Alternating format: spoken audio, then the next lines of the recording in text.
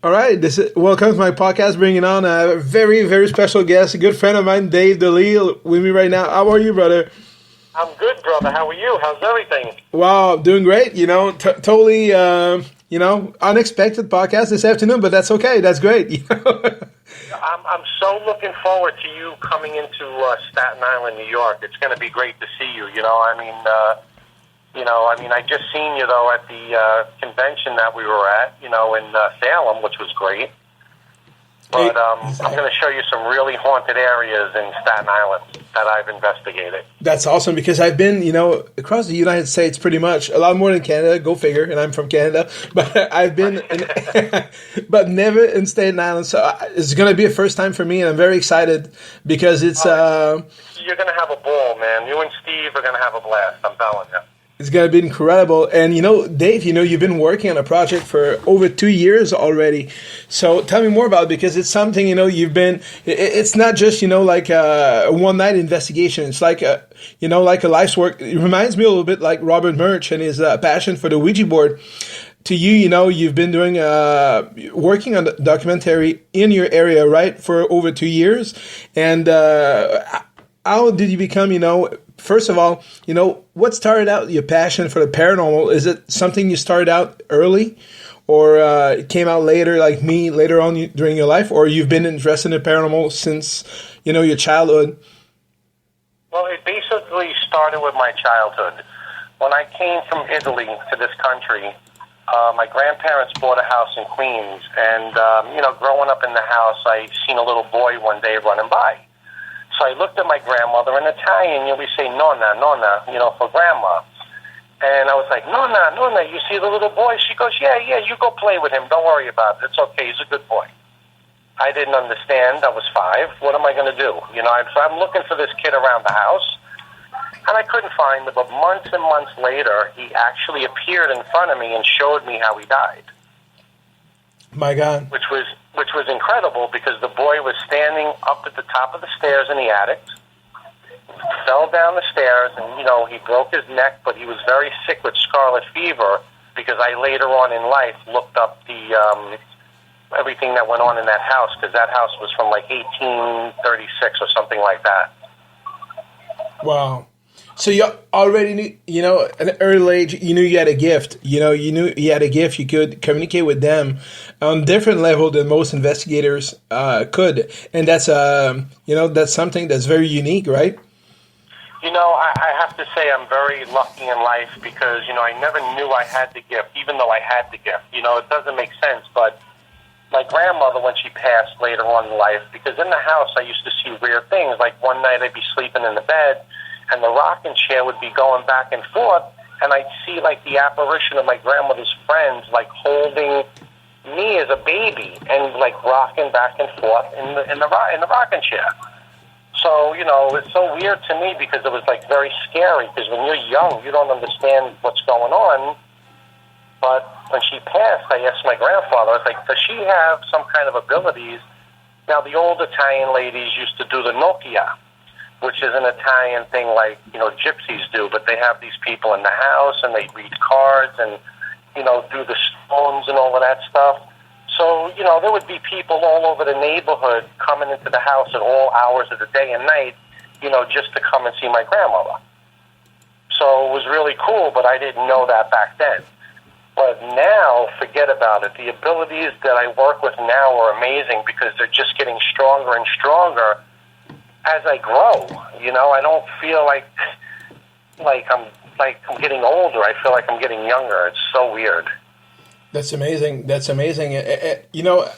first thing I noticed when I met you the first time is how genuine you are and how nice you are to everybody and respected in the paranormal field. Because I always say, this is a very, very small field. I call it the para family. To me, it seems to be like every time you go to a convention, it's all members of the family were looking forward to see each other. And it was not the first time, but it's the first time we actually talked because it's hard to connect with everybody when you go to an event like that because there's so many people. But it's like I've known you for years, and I'm sure that a lot of people feel like that when they meet you.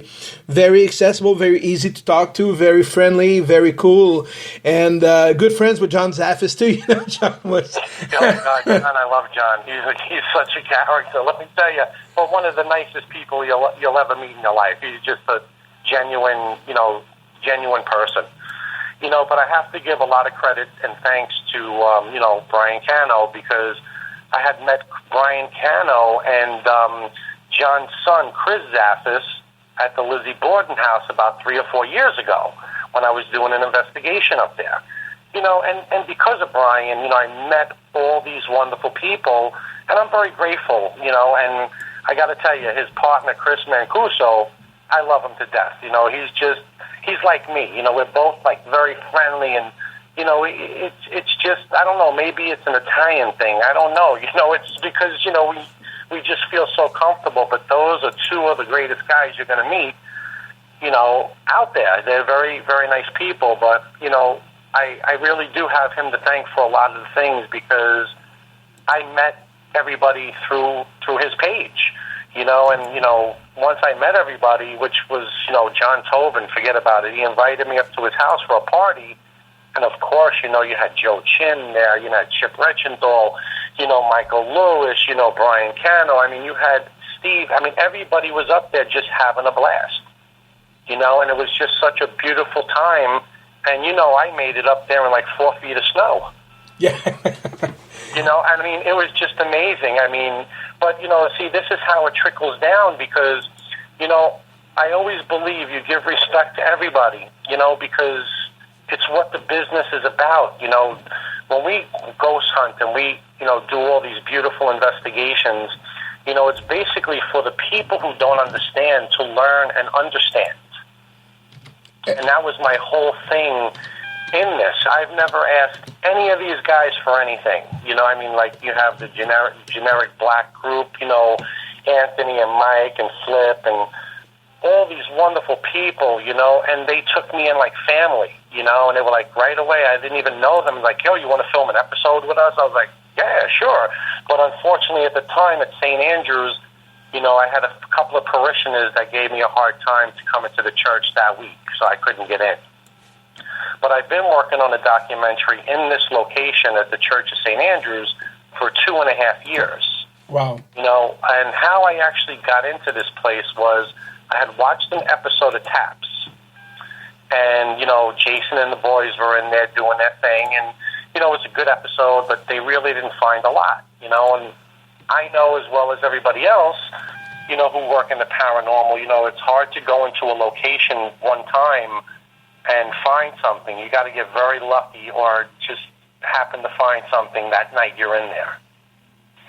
See, but with me, with my gifts, I got to know each and every spirit who is within that cemetery. Wow. Plus the 18 British soldiers who were buried underneath in the catacombs. Wow. And these people walk amongst the church. See, when I'm in the church, people will view it as a church. But when I'm in the church, it's really a battlefield. I see a battlefield. I don't see the church. Well, I'm on the website right now looking at it. It's an amazingly stunning, beautiful church. And it's incredible. It's not far from where you live, right? No, I'm like 15 minutes away, and I'm in there every single night for at least 5 or 6 hours a night. And I do that every day. I'm in there all the time, and I did experiments in there as well, because I'm also getting ready to write a book about orbs. And I believe I have some type of a scientific evidence that these orbs are not only dust and moisture or anything like that, because if you look at the photos I have, you'll notice, like, these are not, dust particles, these are orbs. And a lot of times they speak to me and show me things in the cemetery or tell me stories of what had happened at the time when they died. Wow.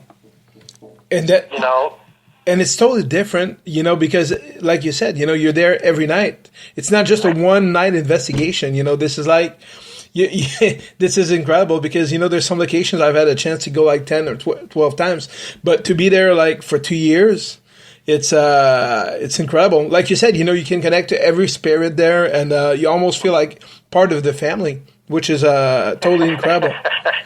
Yeah, definitely a part of the family. It's funny. That's incredible. But, it's like when you do your investigations and everything, if you're in a location for a long amount of time, they start to trust you. Because you see, when I'm walking in the cemetery, they all, believe me, people don't understand, but the ghosts know what you're going to do before you even go there to do it. I totally agree with you, Dave. I agree because I've said it before. I think that a spirit is kind of like a child, or a child you can fake liking child. It'll detect you from miles away. If you or they have that sixth sense, right? That they can detect phony people, and I think that ghosts are the same way. If you're a phony investigator and you're there just to capture something that you'll be able to post on your YouTube channel, or you're there just for the fame or for the thrill-seeking part of it, they can smell you a mile away. I totally agree with you, Dave. Yes, they can.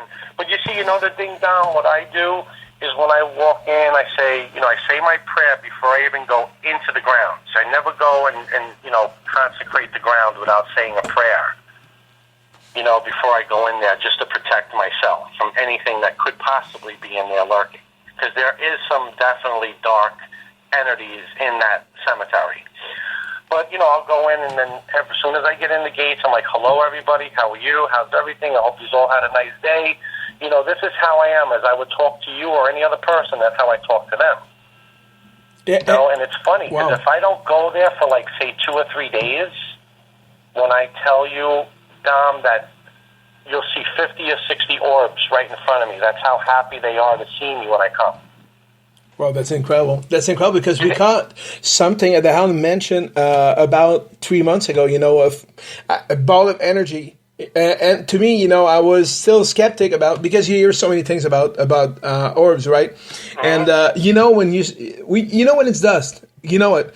And when it's a ball of energy, you can see through it, and it was moving slowly across the room, and that was incredible. It was the first time we caught it on camera, and I can send you the link later on after the podcast, but that was to me like the first time I was totally blown away by that, an orb or a big ball of energy, and it was at the same moment that we caught something in the, in the basement in a dimension.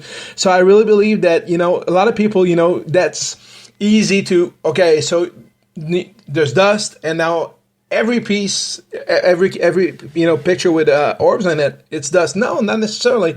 It's the same thing, with the ghost box. I love using the ghost box. Sometimes, I'm looking back at old videos and I'm like, oh my God, I'm not sure anymore. Now that I've used it for so many years, now I can almost go like, oh, I thought it said get out, but now I'm listening closely.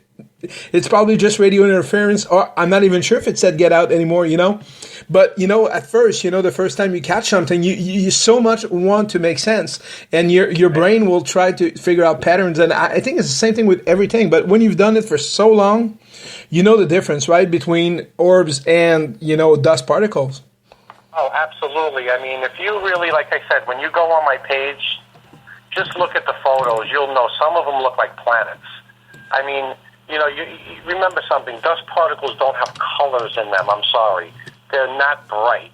I did experiment in the cemetery for 2 years during snowstorms and took photos during snowstorms. And I mean snowstorms. I was in there with the snow up to my chest and taking photos at like 2 o'clock in the morning.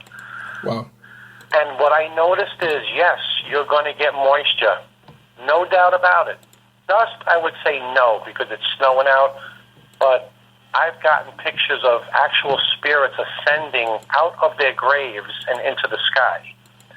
I have photos of orbs with faces inside of them. Yes, like I said, you will see a lot of moisture pockets because of the rain and the snow. But remember something, the snow flake is not round. You can see the actual shape of the flake when it comes down. When you see that bright ball of light, people will try to, argue it. But you know what? I love when they do, because it just makes me a much honest person about trying to explain to what I see. But I respect what everybody else sees, though. I respect that, But when the Spirit's talking to me and I'm looking at it, see, a lot of times people don't see the orbs. They'll capture them within the camera. 90% of the time I see the orb, and then I take the photo. Wow, because I'm looking at one on your Facebook page, Dave, and is bright orange. You know, it seems to be outside the church, and it's the first time I see. You know, I'm totally blown away. Do you know that picture? I'm talking about is from September 30th from this year. Yeah, that was the red ball, right? Yeah, exactly. It's we see like I would say maybe 10 or 12 little white ones, but yeah, that gigantic orange orb. Oh God! You know what? Since I'm working in that cemetery, I've caught over 63 different colored orbs. Wow. And, you know, they're all on my Facebook page. I mean, if you look through all the orb shots and inside the church, I mean, I have, like, some really amazing photos of orbs with photos, you know, with the faces in them. You know, a lot of times they have, like, what looks like a Mayan calendar inside of them because of the energy. That's all energy that's in there. And you have to realize there's different types of orbs. You have scout orbs, which I call them scout orbs because they travel in 2s and 3s, and what they try to do is they try to help people get to the other side. Wow. You know, and that's what I've discovered in the 3 years of actually, you know, because it's almost going to be 3 years now I'm at the church, of me seeing the different orbs. And like I said, I go in different times. I'll go at like 3 in the morning, then I'll come back at 6 in the afternoon, and you know, go back 11 o'clock at night. I don't go every night at the same time. I go different hours and different times because I want to see patterns in the electrical currents because I notice the orbs will come out a lot more in the wintertime opposed to the summertime. Wow. And, you know, you can just pretty much see the difference. And, you know, when I first started putting up orb photos, you know, I used to get a lot of slack. And then, like, in the last 2 years, people are asking me questions about them now. You know, so they're starting to understand that they do have significance within the paranormal world because this is the spirit's energy. That's how they travel. And I've seen one manifest right in front of my face. Wow. You ever see how glitter, if you, like, have glitter in your hand and, like, you know, twinkle it between your fingers and it goes to the floor? Yeah. That's how this one woman apparition opened up in front of me inside the church. Wow. It was amazing. And because, you know, it was actually Mother Ann Seton, who was actually the very first saint of a woman that was ever made. And then I asked her, I said, do you see me, Mother Seton? And then all of a sudden I have the EVP, it says, can you see me? Wow. So you know, that was the funny thing. And I was like, yes, I see you. That's incredible. And I'm looking at some of the pictures, like you said, you know, on one picture, there's like, I would say maybe 150 of them. It seems to be a face, you know, like in a white mist. That's an amazing picture. Wow. I mean, you know, I never thought about the orbs because I used to catch them all the time inside different locations, but I never really concentrated on what it possibly could be. And then, you know, I read a few books, and then I was listening to other people's theories on them, because like I said, I respect everybody's theory on whatever they have. And then I started really getting deeply involved in them, because I wanted to learn more, and with my abilities, you know, if I have one speaking to me, you know, I mean, you know, that kind of tells you something, that they're just more than a ball of energy. You know, to see them manifest. I mean, you have to realize, when I'm in this cemetery, I see vortexes all the time, wormholes, all different types of things that go on in the cemetery that people and investigators don't really understand. They could walk right by them and not even know they're passing a vortex. Wow. But I have them open up for me, and I have photos on my page of vortexes and all kinds of stuff. You know, apparitions, mists starting to manifest in front of me. I mean, it's all there. I mean, what you see is what I take. You know, I don't play with these camera thingies. I don't know anything about that crap. But, you know, I mean, whatever I take, I just put up. And, you know, this is, you know, I won't put it up right away because I want to look at the photo to make sure, you know, I'm not embarrassing myself, you know, and saying it's not something, you know. But I'll look at it, and, you know, if I feel confident enough that it's an orb, I'm going to say it's an orb. Wow, because on some pictures you almost think it's the moon, like there's orange ones, all kinds of, that's incredible. I'm totally blown away. And, that's exactly what you said, maybe you're the trigger because, first of all, the respect that you show, the fact that you're there all the time, but I'm sure that whenever you go investigate, anywhere you go investigate, you probably get a lot of evidence because of the way because of your personality, but also because you care, right?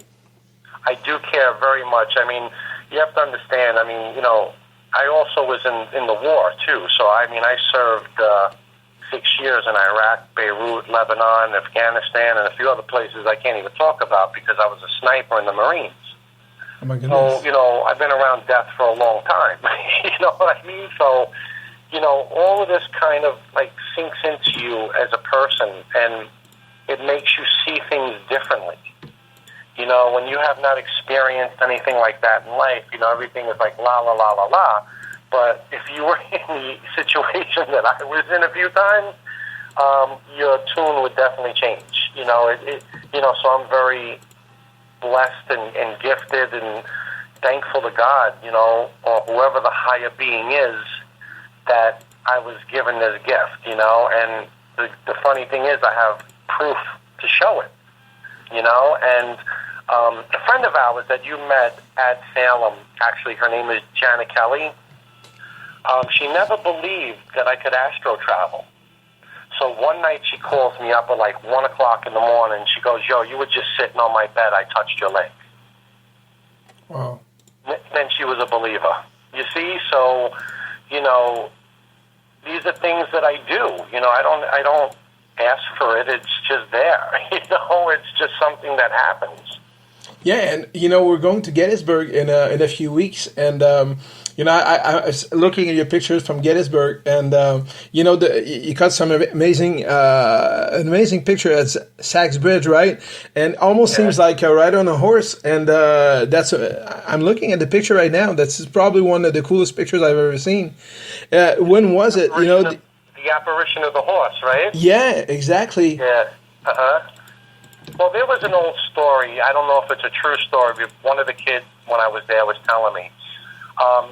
General Lee supposedly was on Sachs Bridge and hung a man there. I don't know if it's the truth or not, but as you look at that bridge is really backwards. That bridge is supposed to be turned around and facing the other way. They put it backwards. But at the end of the bridge where you see the apparition of the horse, I met a couple of kids there, and when I tell you this, I would have never believed it if I didn't see it with my own eyes. These kids, at the end of that bridge, there's a steel railing there. They put a cigarette down on this railing that was lit. So these kids must have, met a ghost. They named him Tennessee because he fought for the Tennessee people. They asked the guy a question. They were like, "Hey, Tennessee, are you here with us? If you are, can you point the cigarette at the bridge?" Man, when I tell you, and I got it on video, and the cigarette moved right to the bridge. So then the kid asked him a few more questions, and the cigarette was moving and moving and moving. Then it stopped. And then I said, and I have the video camera in my hand, and I said, "Hey, Tennessee, could you take a drag of that cigarette?" Dude, when I tell you, he took a drag of the cigarette, and it came out of his mouth. It was just so weird, and I have it on video. The weirdest thing I had ever seen in my life. It was crazy. Wow, my God, really that's incredible. Yeah, so there's a lot of activity there. And one night, I snuck in there 2 in the morning. I think it was 1:30, 2 in the morning. And I'm just walking around where the cannons were. And I'm videotaping, and all of a sudden, out of nowhere, I hear boom, boom, boom, boom, boom, boom. Sounded like cannon fire from the other side of the field. So, I said maybe they're doing a reenactment or something. So the next day I asked the parks guy, I was like, "Hey, you doing a reenactment last night?" And he goes, "No, nobody's allowed in the park." So now here I have this all on audio, and I'm gun cannon fire going crazy.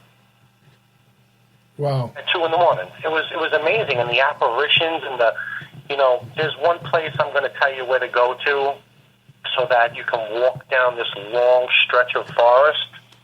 When I tell you, if you look at the pictures are all what you're looking through right now, you'll see them starting to manifest in front of me, the spirits, the soldiers. And you can hear them talking as you're going down that road. My goodness. And I believe you because, when I was in Gettysburg, I had that I never had that feeling before. It was a game changer to me because, it was like 3 years ago. And it changed my perspective on the paranormal. I felt overwhelmed on the battlefield.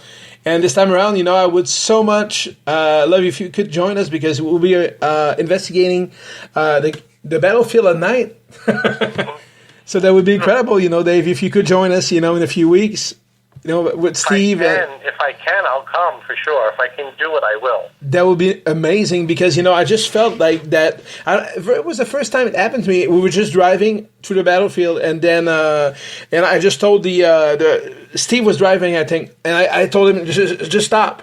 And I just kneel on the ground and I put my hands in the dirt and I just started crying. And I felt surrounded. I almost felt the energy of the sadness because I always say Gettysburg, like you said, you fought overseas, right? You fought in foreign countries, but this was different. This was brothers against brothers, right? This was family against family. So this was not an invading army. It was like the United States fighting the United States. So.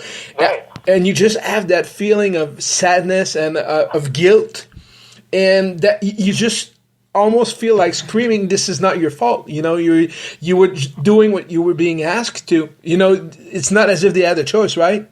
Back in the day, right? Well, they didn't actually, but the funny thing was when these two groups of people stopped fighting for the night. Do you know where they were? They were actually all sitting together with their families having dinner. My goodness. These were stories that they were telling me up there. Whether it's true or not, I can't tell you because I really don't know. But this was the story that one of the women were telling me up there. And I was like, that's very interesting, And the funny thing is, I had gone into one of the locations where I believe it was the children's orphanage. And I'm sitting down on the benches that are up there. You'll probably go in there, I'm sure. And all of a sudden, the little doll moved by the chair. So I sort of had to take a double take, and then I started talking to a little girl. And as I got up and walked towards the door where you go down to the basement, something was tugging on the bottom of my pants. Like a little kid was tugging on my pants, telling me, don't go down there. Don't go down there. There's a boy with a stick. Wow. Now, I'm like, the boy with a stick, because trust me, I didn't know anything about the story at the time or anything. I just went in there blind, because that's what I do. A lot of places I'll go into blind. I don't want to know about the place, because the spirits are going to tell me. See, with a lot of mediums today, they work with the older energies. I work with quantum. It's a big difference. So the older energies are really good, but it takes time for them to progress. With quantum, I can actually go right where the spirit is, if need be. That's amazing. And that's something I also love to do, sometimes to go on a location and have my teammates know about the location, but me being blind, because that way you can't be influenced. You can't, and your mind is playing less tricks on you. And when you catch something that is relevant, to me, it's even more proof, that, hey, you know what? If you tell me, hey, Dom, every time we go to the church, we hear Bob, every sound is going to sound like Bob to me because I want to hear Bob, right? Right, yeah. But if I tell you, hey, Dave, I just heard Bob, and you say, well, I hear it all the time, that's cool, because that's like both of us can hear the same thing. And that's, I love to do it too. I just would love to have your gifts, I would love to be able to do astral travel. Maybe you can show me, is it something you can learn, or it's something it's something you have, and you, is it something you can, like, psychic abilities? I believe that you can, you have those gifts, you can help to develop those gifts, but at the same time, I don't think you can, click your fingers and, I'm going to do astral travel tomorrow morning. It takes a lot of work. No, it doesn't work that way. It truly doesn't. I'll try to put it in the best perspective that I can. When you're like sitting there and you daydream and you're just like out there for like 30 seconds Yeah. That's how it feels when you get ready to astro travel. It's like your mind is so relaxed and stuck in a visual hole. It's like a time loop or something that you go through, and you just go to wherever you're thinking. It's what's in your mind. It's what you're thinking. And sometimes you can just go somewhere without even thinking of it, but you had thought about it earlier. You understand what I'm saying? It's really weird how it works. And like I said, I never asked for these gifts, and these gifts are just getting stronger and stronger as I go, because I had never did that before in my life. And then, when I get a phone call, 1 o'clock in the morning saying, yo, you're sitting on my bed here, I'm like, okay, how the hell did I get from here all the way to Schenectady? And it's like a 4-hour ride. So, it was just funny to me how, she called me and told me that. So it was quite interesting. It really was. That's incredible. That's and Dave, you talked earlier about paranormal. We talked about the paranormal field being such a small community, and you also know one of the guys I respect the most in the field. Not necessarily paranormal but Steve DeShavi, born in Brooklyn. Oh, Steve, he's a character. Let me tell you. Oh my God! I've done 2 radio shows with him. He is just the sweetest guy in the world. He really is. He's from the old neighborhood, like where I'm from. So, we know the lingo, we're Italian. We grew up in that same era. So we pretty much clicked right away when I met him up in Lake George. That's awesome. And, you both have pretty much the same accent. And like Steve would tell me, I don't have an accent. Everybody else does. That's funny. Everybody says, you're from Brooklyn? I'm like, nah, I'm from Queens. Yeah, I know what you mean, though. I know. But like you said, he was a genuine guy, very cool, and very, very good friend. And one of the guys, I met him at the same time last year at ParaHistoryCon in Lake George, and that's the kind of guy that you meet him, and it's like you've known him for years. So that's why it's the same thing with you. This year, I was doing a podcast the day after SamCon, and that's what I told Mark. Mark organized the event with Lauren and Mike. And I told him, Dave, to me, was like my, how do you say it? Every year there's somebody you meet and you go like, oh my God, this is somebody I want to work with. This is somebody I want to, and I was this with Steve last year and with you this year and Scott Grunwald. Scott is a trip. Let me tell you, I love Scott. He's just a character. You see, he reminds me of me because that's the same kind of stuff that I would be doing if I had the opportunity to do it. I just love having fun, and, my way is different from, the people who live in Boston and Albany. They're not, they're fun people, but they're not used to the New Yorker way, so when they see me, they get a kick out of it because, it's different to them, Yeah, it's true. And I love Mark and Lauren. There's, let me tell you, I had met Mark and Lauren when I went to John Tobin's house, and they all greeted me at the train station at like 10 in the morning. They're like, no, we're not going for coffee, we're going for beer. I was like, all right, let's go. 10 o'clock in the morning, so, we hit it off right there and then.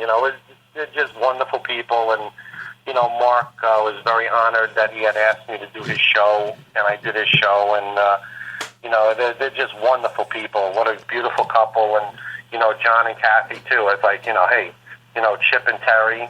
And then, who I met 2 years ago was Mike Sabati and his wife, Luann. And let me tell you, Mike is not only a great actor, a great producer, he's just a wonderful man all around. He's my heart. He's such a great guy, and, I talk with him, quite frequently. He's just a really nice man. And, we're like brothers now. It's like, that's how I am as a person. I'm very friendly, I enjoy, but my passion is paranormal. You understand? I love doing this stuff. My whole thing is I don't care about television. I don't care about radio. I don't care about this. I just want people to see the evidence that I got. Exactly. I want them to know and understand. Exactly, and share it with people, which is which is what I love about you. You know, basically, some people want to investigate, but they want to keep everything, you know, to themselves. And but you're not like that. I'm exactly like you. You know, that's what I do. I love to investigate. You know, I would investigate my hotel room, every place we go. You know, I'm always running my ghost box in my car. You know, I'm a freak. You know, I'm not afraid to say it. My teammates will agree with that. No, man, you just love it like I do. It's passion, man. It's not that you're a freak. It's passion, man. It is. But it's true. You know, we love doing it, and we love, you know, sharing with people. And every different ways, you know, I can investigate with a guy like Zach, you know, and I can investigate with a team, Taps Home Team, you know, which was my first big taste of what a true paranormal team was. I was so lucky because 5 years ago, the first investigation I did was with Taps Home Team. The first big case I worked, you know, in the United States, and then a few months later, I met Mark. And we became teammates and brothers. And wow. But that was because of Pete Stagman. So my, you know, you know Pete, right? He's a trip, I'm telling you, he is a trip.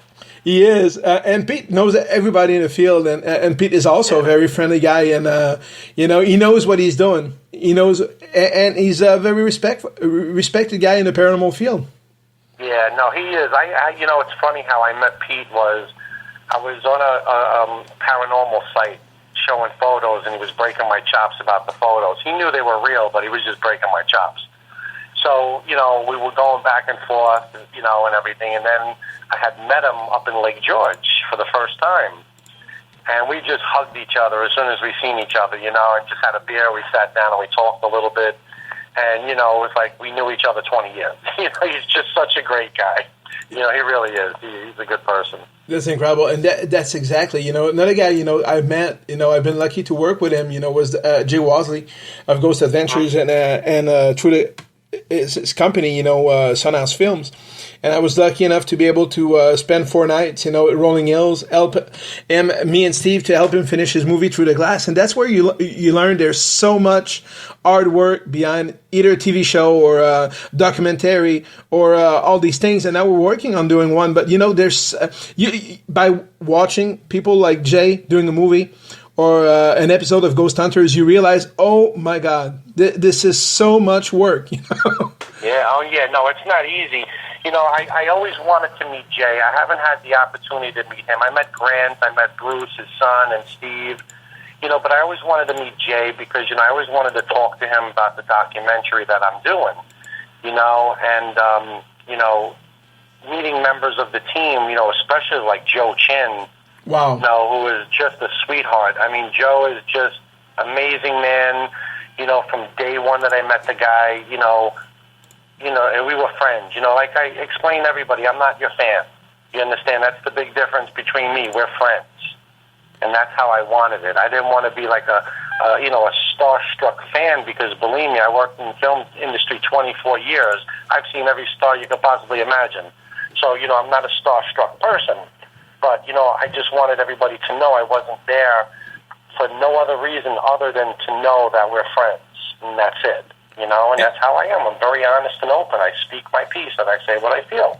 Exactly. And, you know, respectful to people. And I that's why I love to do my podcast, because you can learn from anybody, can learn from everybody in this field. And everybody has brings something different to the table. And, you know, if you just keep your eyes and your ears open and you listen to people, you're going to learn so much and become so much a better investigator. That's what I think. You know, you can learn from anybody. And that's absolutely. I mean, you know, like even like when I first started going to Ocean State, you know, I had met, you know, Ken DaCosta, who is just a true gentleman and a great man. And, you know, when I was getting ready to leave, the guy says to me, Dave, anything you need, man, I'm here.